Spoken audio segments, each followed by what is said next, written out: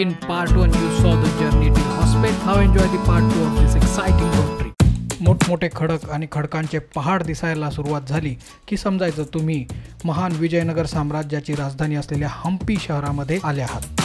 हम्पीमध्ये आम्ही एक रिक्षा हायर केली आणि दिवसभरात सगळे आसपासचे स्पॉट्स बघितले. हम्पीतलं पर्सनली मला सगळ्यात आवडलेलं मंदिर म्हणजे हजार रामचंद्र मंदिर. इथे 1000 मूर्त्यांच्या स्वरूपात रामायण कोरलेलं आहे. हम्पीतल्या या हजारी रामा नावाच्या मंदिरात आलेलो आहे मी आता. इथली तुम्ही स्टोरी टेलिंग बघा किती खास आहे.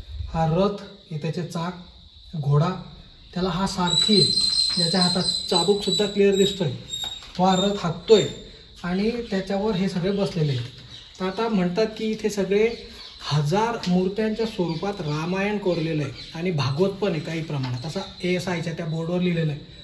तर रामायणातले जर पात्र असतील तर राम, लक्ष्मण आणि बाकी सोबतचे त्यांचे असतील, किंवा नसलेही तर कोरीव कामानुसार आपण जर पाहिलं तर माणूस, त्याचे डोळे, ओठ, नाक, हातातला धनुष्य, पाय, तसंच स्त्रियांसाठी अतिशय प्रपोर्शनेट कोरीव काम आहे राम लक्ष्मण, असं मला तरी वाटतंय. कारण दोघं पुरुष आहेत, दोघांच्या हातात धनुष्य तर आहे. हा बाण दिसतोय इथे, they must be Ram Lakshman. Hazar Ramchandra मंदिर बघितल्यानंतर आम्ही पुढच्या स्पॉटकडे गेलो, तो म्हणजे विजय विठ्ठल मंदिर.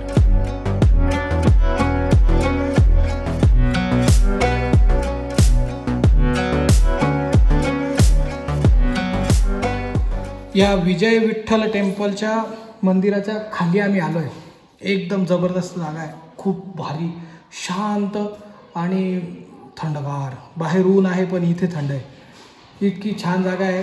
ही खाली आहे, पायऱ्या उतरून खाली यावं लागतं, अंधार असतो इथे, त्याच्यामुळे ही मिस होऊ शकते. मंदिराचा ॲक्च्युअल बेसपर्यंत आपल्याला पाहायला भेटतं. अतिशय उज्ज्वल आणि समृद्ध असलेल्या आपल्या इतिहासाची आपल्याला आठवण करून देत आहे.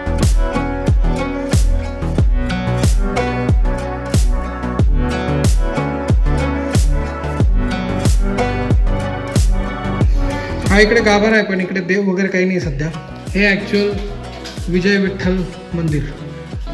आणि जगप्रसिद्ध जे सन चॅरियट म्हणजे सूर्यरथ, हे आपल्याला बऱ्याच ठिकाणी बघायला मिळतं. आणि इवन या 50 रुपयाच्या आपल्या नोटेवर सुद्धा आहे. या नोटेवर हे पाय मागे हे जे दिसतंय, हे सन चॅरियट या विजय विठ्ठल मंदिराच्या प्रांगणातच आहे, एक्झॅक्टली समोर त्या तिथे.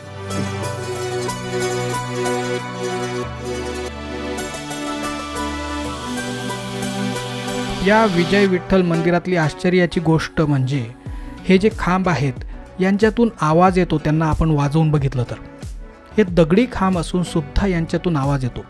आम्ही बरंच फिरून थकलो होतो आणि संध्याकाळही झाली होती. विरूपाक्ष मंदिर बघण्याचं आमचं राहिलं होतं, पण ते आम्ही दुसऱ्या दिवशी सकाळसाठी ठेवलं आणि हॉस्पेटमधल्या आमच्या हॉटेलवर गेलो. आम्ही जिथेही फिरायला जातो तिथलं लोकल फूड खायला आम्हाला खूप आवडतं. त्यामुळे रात्रीच्या जेवणाला साऊथ इंडियन थाळी घेतली आणि भातावर ताव मारला.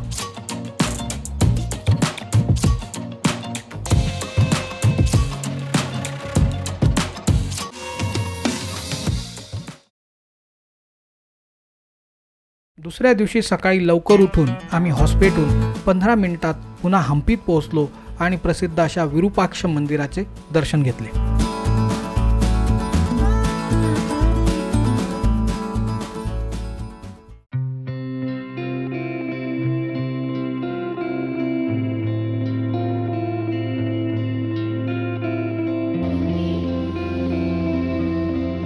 हे जे आहे गेट, याची अशी सावली जर इथे बघितली तर डायरेक्ट उलटी पडते.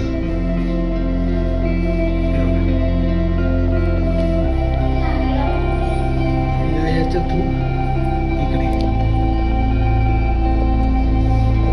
I don't know what is the science behind that, but this is very strange आणि खूप जबरदस्त आहे. Very nice. एकदम जबरदस्त अशा विरूपाक्ष मंदिरात आम्ही आलेलो आहे आता. हे इकडून बाहेर आलो आम्ही आणि या इकडे स्टेपवेल आहे. हे सगळ्यात उंच याचं काय म्हणतात, त्याला गोपुरम म्हणतात की काय, मला एक्झॅक्टली माहीत नाही आहे. त्याच्या थ्रू आलो आणि ते मॅजिक बघितलं आपण तिकडे. याची शॅडो जी ती मिरर इमेज होऊन जाते उलटी. आणि मेन काय आहे की आता बघा हे ना कचराच कचरा सगळा. बाटल्या बघा किती, सगळ्या बाटल्या.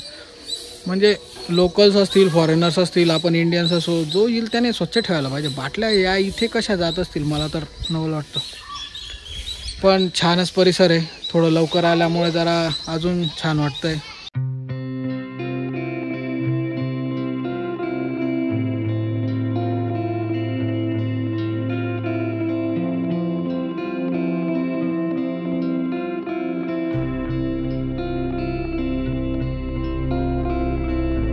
विरूपाक्ष मंदिराच्या विरुद्ध बाजूला सरळ रेषेत जर आपण चालत गेलो तर एक शिला नंदी ही एकाच दगडात कोरलेल्या नंदीची मूर्ती बघायला मिळते. तिथून वर डोंगरात थोडंसं ट्रेकिंग केलं तर तुम्ही पुढे एका मंदिरात जाऊ शकता.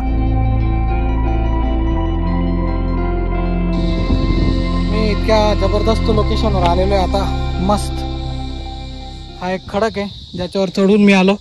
त्या विरूपाक्ष मंदिरापासून हे ट्रेकिंग करत करत आम्ही आलो इथपर्यंत आणि इथे चढून मी वर आलो. या इकडे जायचं आहे आणि ते जे दिसतंय त्या मंदिरात आम्हाला जायचं आहे. हे बघा इकडे एकदम भारी दिसतंय आणि मी उभा या इथे. इतकं भारी वाटतंय इथे. एक नंबर, एकदम जबरदस्त शांतता. लोक सगळे तिकडे आहेत त्या विरूपाक्ष मंदिराकडे, आपण इकडे शांततेत. हे सगळे दगड जबरदस्त. ते फॉर्मेशन बघा कसं आहे तिकडे. त्याच्यामध्ये असा गॅप पण आहे अजून. फक्त किड्यांचे आवाज आहेत.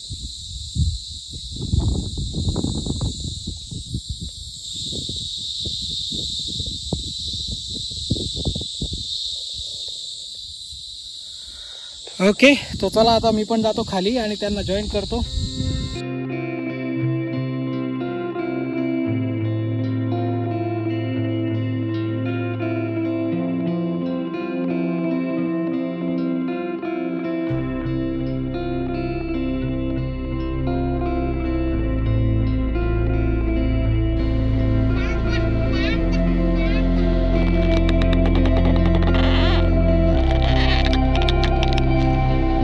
राम, लक्ष्मण आणि बजरंगबली यांची जिथे भेट झाली ते लोकेशन ते होतं, ती जागा होती ती. असं ते म्हणतं. हम्पीचा एक एरिया आमचा फिरून झाला आहे.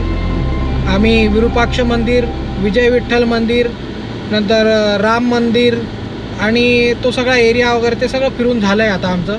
तर आता मी जातो आहे किष्किंधा. इकडून 45 मिनटं दाखवतं आहे. तिथे काही हिल्स आहेत, म्हणजे अंजनेरी हिल, जिथे हे असं म्हणतात तिकडे की मारुतीरायांचा जन्म झाला होता. आणि इकडचं विजय विठ्ठल जे मंदिर होतं ते इथे असं सांगतात की तिथली विठ्ठलाची मूर्ती काढून पंढरपूरला नेली होती. सो सगळीकडे छान आहे एकदम. इकडे आता किष्किंधेमध्ये गेल्यानंतर आपल्याला ती कोरॅकल राईड जर भेटली, पाऊस म्हणजे पाणी जर असलं तर आपल्याला ती एक ॲक्टिव्हिटी करायची आहे. क्लिप जंप वगैरेसाठी तेवढं पाणी नाही आहे. जर कुठे असलं पॉसिबल झालं तर आपण ते नक्कीच करू. अदरवाईज 1-2 स्पॉट्स वगैरे बघून पुन्हा आता हॉटेलमध्ये परतण्याचा माझा विचार आहे. कारण की आम्हाला लवकर आता 6 तास पुढे यायला जायचं आहे गोकर्ण. तर लवकरच हॉटेलमध्ये चेकआउट करून पुढे पण निघायचं आहे. Let's explore Kishkindha.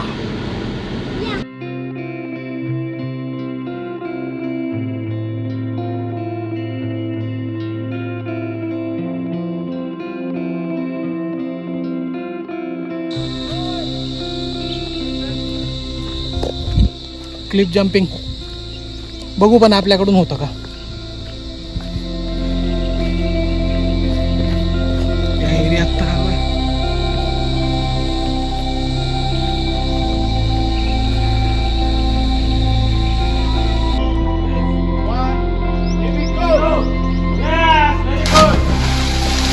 इथे काही ठिकाणी तुम्ही क्लिप जंपिंग, कोरॅकल राईड, कायाकिंग या गोष्टी तुंगभद्रा नदीच्या संथ प्रवाहाच्या ठिकाणी ट्राय करू शकता. त्यासाठी तुम्हाला लोकल लोकांना काहीतरी पैसे द्यावे लागतात आणि ते तुम्हाला तुमच्यासाठी या सगळ्या गोष्टी अरेंज करून देतात. ऑल राईट, तर आता हॉस्पेटमधली रूम सोडायची वेळ झालेली आहे. हम्पी आमचं पूर्ण एक्सप्लोअर झालेलं आहे आणि आता ही जी छान रूम होती आमची ती आता आम्ही सोडणार आणि जाणार गोकर्ण. रूम सर्विस छान होती. इथे tasty food was available. Local आम्ही डिशेस ट्राय केल्या. साऊथ इंडियन थाळी म्हणून एक होतं, ते एकदम छान होतं, ते आम्ही ट्राय केलं. आणि कॉफी वॉज गुड या हॉटेलची. पार्किंगला चांगली जागा आहे. ओव्हरऑल 1800च्या आसपास non AC room, 2500 AC room. So overall budget friendly hotel आहे. Food is good. रेस्टॉरंट त्यांचंच असल्यामुळे ते रूम सर्विस पण मिळते and that is very much convenient. So done for this room. Now let's head to roads in our Scorpio N to Gokarna. अशा प्रकारे 2 दिवसात हम्पी आणि किष्किंधा फिरून आम्ही निघालो पुन्हा रोडवर गोकर्णकडे.